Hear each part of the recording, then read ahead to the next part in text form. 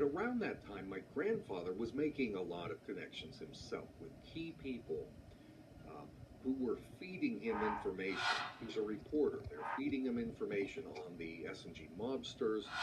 And so his investigation into organized crime started to pay off. Um, and with little regard for his own safety, he started exposing the mob down there in Miami Beach.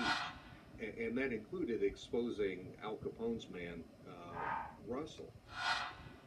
My grandfather was working for the biggest newspaper in Florida at that time. It was called the Miami News. The Miami Herald today is the biggest paper, but back then it was the Miami News. And so the news, the editor started publishing my grandfather's exposés on the front page as the lead story on the Miami News, most read newspaper in Florida, one of the biggest in the country. And my grandfather wasn't just giving the names of the mobsters and the people that they were bribing that's appearing on the front page of the paper. He was giving out the addresses of a lot of the places that they were conducting their illegal operations. It wasn't just the addresses of the businesses. My grandfather was putting the home addresses and the phone numbers of these mobsters in his articles that were appearing on the front page of the newspaper. And this was going on day after day after day. He did a big series on it. For that series, he was nominated for the Pulitzer. But they came after him a little bit. They started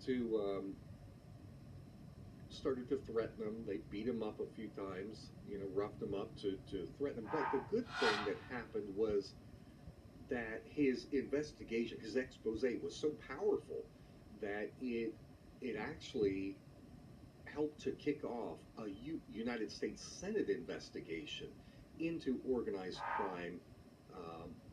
And the first group they went after was the S&G syndicate down in Miami. And Senator Kefauver actually did televised hearings, kind of like we recently had the O.J. Simpson trial, and everybody, well, I guess that's not too recent, what was that, 95? Something like that. Well, back then, what everybody was glued to, the big hot thing of the day, the court drama, were these Senate hearings.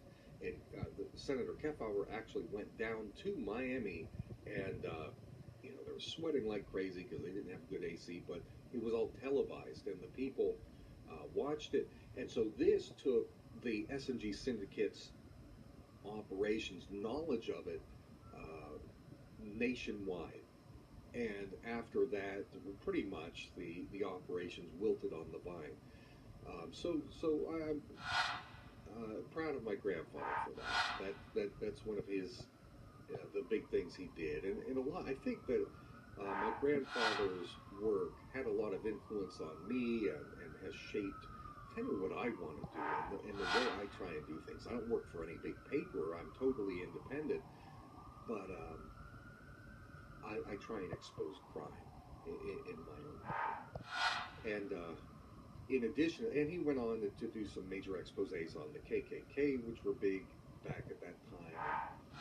So through these connections that he made, he became well known. He started getting into politics. He worked as a campaign manager for a lot of candidates, like some national candidates. Ran a campaign for governor. He really got into politics. He actually worked for many years as the chief of staff for Claude Pepper, who was both a U.S. Senator and a member of the House of Representatives at different times, of course. But anyway, so I think that just interest in politics and investigation was in my blood.